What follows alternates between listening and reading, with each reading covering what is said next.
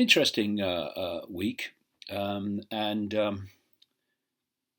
it's just extraordinary how, when you work out how the world's controlled by who and through what means, how easy it is to predict events day by day, week by week, year by year, decade by decade. And I had my own experience of madness and predictable madness with an article this week in a British newspaper called The Observer. Now, The Observer is part of the Guardian group, and the Guardian, the Observer, and another one called the hysterically called Independent are the most woke of British newspapers. In other words, they are fundamentally promoting the agenda of the 1%. That's what woke does.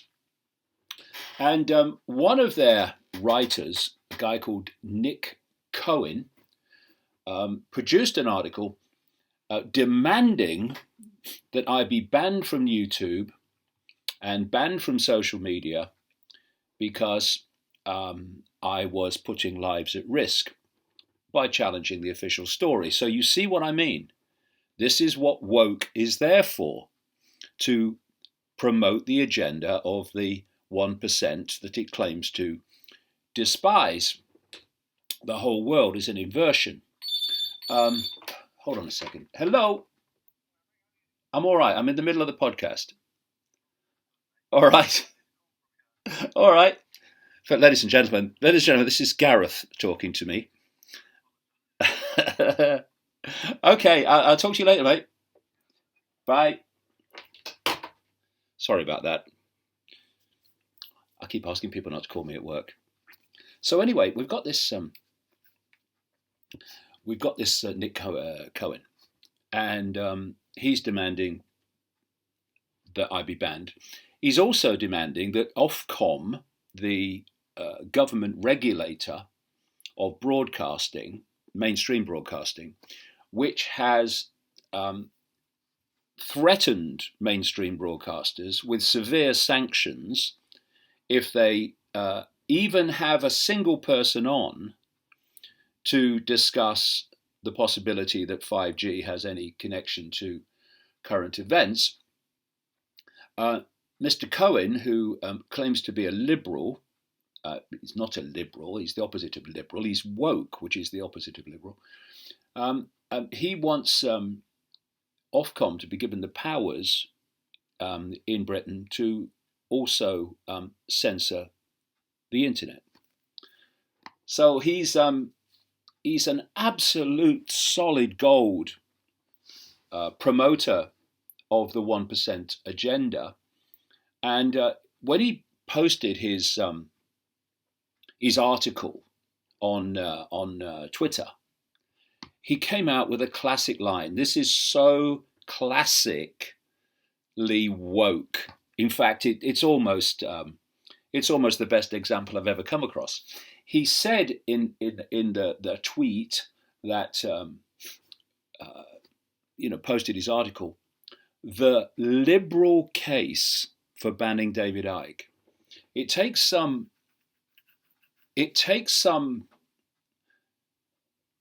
mental gymnastics and some self-deception. In fact, it takes it on a world scale to believe that banning someone's freedom of speech to challenge the establishment narrative can somehow be a liberal case. But this is the woke mentality. They believe that censoring anyone with a different view to them is somehow liberal. Because what woke has done, funded by the 1%, and not least people like George Soros around the world, they've hijacked the traditional, genuine liberal left, and they have inverted it into a tyrannical, anything but liberal right. And so there you go. Not that left and right mean anything anyway, just terms to give us the idea we have choice when we don't. So that's been interesting, but also extraordinarily predictable, because the agenda that's unfolding now so blatantly with this fake pandemic is everything that this global cult has ever wanted, basically, as it turns the West into China, which is what I've been predicting for decades is what they plan to do. And without the acquiescence, indeed the promotion and censorship of the mainstream media, and I mean self-censorship, that great there's that great line that words to the effect of "You cannot bribe or twist the great British journalist, but seeing what they will do unbribed, there's no reason to." And so the mainstream media worldwide just stays in its little parameters and will not challenge anything beyond them. And Cohen is an extreme example of it. But without this, if the narrative had been really challenged from the start, then it would have been shown to a worldwide audience to have been a pack of lies. And I'm going to get into that today as well. So, as I said, and have been saying all these years, China is the blueprint of where they want to take the world. They've been able to incubate their global blueprint within the borders of China, because China's a tyranny and they can do what they bloody like. The Chinese government is just a cult front. That's all it is. That's why they have so many connections to the cult operatives in the United States. That's why they have so many connections to Silicon Valley, cult fronts in Silicon Valley, who are doing all the censorship now, because the cult fronts in Silicon Valley are there to introduce the Chinese censorship control model to the West and the rest of the world, not just the West. And so it's no surprise that we've had this week the Atlantic magazine, which is 100% elite, promoting the elite agenda, should publish an article by two, they're called academics, but you call anything academic these days that promotes the agenda. And it's a neoconservative publication, neoconservative meaning that far-right, Israel-controlled network in the United States that was behind it was behind 9/11 for a start, in a wider sense, and it was behind the invasion of Iraq and the invasion of Afghanistan and all that followed. So you can see where they're coming from, and that whole network that was behind 9/11 and the invasions and devastation in the Middle East are the same network. Not just them, neoconservatives are only part of it, only a strand in it, but it's the same basic network cult that is behind this fake pandemic. So this is a story, an article on davidicke.com this week. Neoconservative publication The Atlantic has published an article authored by two university professors titled "How Easy It Must Be to Become a Professor These Days." I mean, what level of innate intelligence do you need to become a professor? Nil, it would seem, and I'm going to present an example here. By two university professors titled "Internet Speech Will Never Go Back to Normal," and subtitled, wait for it, In the debate over freedom versus control of the global network, China was largely correct and the US was wrong. These academics, which of course are just fronts for the narrative, for the agenda, doing its bidding, want the internet and control of the internet to become like it is controlled in China, because, as I've been saying all these years and years and years, China is the blueprint for the world. And what has happened as a result of this fake pandemic, the Chinese model has become massively the Western model. So The Atlantic has an editor-in-chief called Jeffrey Goldberg, who once assured the world, the article says, that the coming invasion of Iraq will be remembered as an act of profound morality. Obviously another idiot, but it is easy to write these people off as idiots. But is it idiocy or is it agenda? I suggest it is agenda big time in the case of Jeffrey Goldberg and so many others. This goes on to quote the article. In the great debate of the past 2 decades about freedom versus control of the network, China was largely right and the United States was largely wrong. Significant monitoring and speech control are inevitable components of a mature and flourishing internet. Oh my God. And governments must play a large role in these practices to ensure that the internet is compatible with the society's norms and values. It's incredible. These people have absolutely no shame. They talk about compatible with society's norms. Well, who imposes the norms? Who's imposed the norm that people are living with around the world today? The elite, the cult. And values. Would that be values like freedom of speech? What do you think? No, they're not values. Values are to enforce and to comply with the norms set by the cult. And so it goes on and it goes on. And, I don't want to throw up, in the middle of a podcast. So I'll leave it there. But you can see more and more this theme starting to move towards the Chinese model is what we want. And people are receiving this from their schools, from schools. Parents are receiving this from schools now. And this is what it says. Prevent. Now, prevent is the British government's name for stopping radicalisation.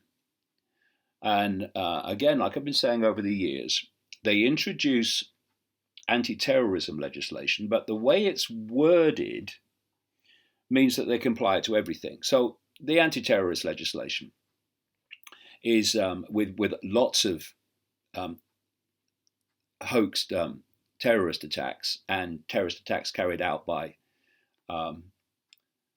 often mind-controlled agents provocateurs of the cult. They were used to introduce anti-terrorism legislation. 9/11 was done massively to do that when Arab hijackers weren't involved, as I show in the trigger. Anyway, so now they apply, and always intended to apply these anti-terrorism laws across society to nothing to do with terrorism. So let me read what this police and these others have been sending out this week. Prevent. Online platforms can be a fun world. Ooh. Unfortunately, they can also be used to exploit vulnerable people. Yeah, and the governments do it all the time. If you are worried that one of your friends or family is showing signs of radicalization, seek advice or call the police on 101. And what is online radicalization? Well, are you worried about someone? Are they speaking to people who are spreading hate? And here's the one that it's really all about. Are they repeating conspiracy theories? They can't even spell conspiracy right. And so what is happening is the cult is moving in through its Silicon Valley and through its police to silence those who are in any way questioning the deeply, fundamentally, to its core, mendacious official narrative of what's going on. Now, where else do they do that? I got it. China. Because it's the Chinese model being imposed upon the rest of the world. And so we have this story. Bill Gates, cult frontman, defends China's coronavirus response. Billionaire says Beijing did a lot of things right at the start of the pandemic and claims criticism of the Communist Party is a distraction. Well, of course, because the whole idea was to have the cult network that controls China and its response, its draconian response to the outbreak of the quote virus, with massive lockdowns and pulling people out of their homes, pulling people off the streets. That was meant to become the blueprint for how the West responded once this, I say, fake virus and the illusion created by fake death certificate diagnosis imposed from the top of the hierarchy around the world on doctors and medical staff, and all the rest that I've talked about before. The response to it had to be established in China. And so once that had happened, once the massively draconian measures had been imposed in China, so suddenly the Chinese numbers started to plummet, which if you're manipulating the figures in many and various ways, which I have explained elsewhere, then you can decide if it goes up and you can decide if it goes down. And so, the Chinese draconian lockdowns have worked. We should do that. And so what did you have? You have the Gates-controlled World Health Organization and this Gates mouthpiece called Tedros, completely corrupt bloke from Ethiopia, saying that China had shown how to beat the virus, fight the virus. And you had Bill Gates coming out and saying the same. China did a lot of things right at the beginning, like any country where a virus first shows up, said Gates to CNN, another cult operation. And the blueprint of lockdown is the way to deal with it was therefore set exactly as planned all along. And it's been imposed around the world to destroy the status quo so a new status quo can replace it.